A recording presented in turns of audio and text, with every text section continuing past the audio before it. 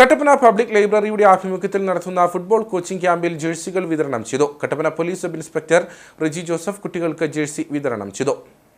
കായിക മത്സരങ്ങളെ പരിപോഷിപ്പിക്കുകയും ഫുട്ബോൾ മത്സരങ്ങൾക്ക് അവസരം ഒരുക്കുകയും ചെയ്യുക എന്ന ലക്ഷ്യത്തോടെ കട്ടപ്പന പബ്ലിക് ലൈബ്രറിയുടെ ആഭിമുഖ്യത്തിൽ നടത്തുന്ന ഫുട്ബോൾ കോച്ചിംഗ് ക്യാമ്പിലെ കുട്ടികൾക്കുള്ള ജേഴ്സികളുടെ വിതരണമാണ് നടന്നത്.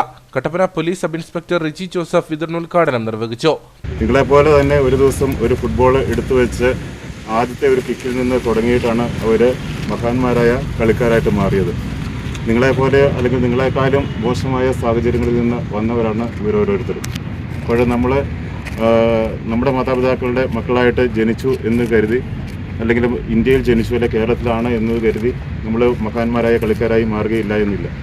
നാളെ ഉറപ്പായിട്ടും നമ്മുടെ രാജ്യവും വേൾഡ് ഫുട്ബോളിൻ്റെ മാപ്പിൽ ഒന്നാം സ്ഥാനത്ത് തന്നെ എത്തുമെന്നുള്ള കാര്യത്തിൽ സംശയമില്ല. അതിനുവേണ്ടിയുള്ള പ്രവർത്തനങ്ങൾ നമ്മുടെ ഗവൺമെൻറ്റും അതുപോലെ തന്നെ വിവിധ ക്ലബ്ബുകളുമൊക്കെ ഇന്ന് ചെയ്തുകൊണ്ടിരിക്കുകയാണ്.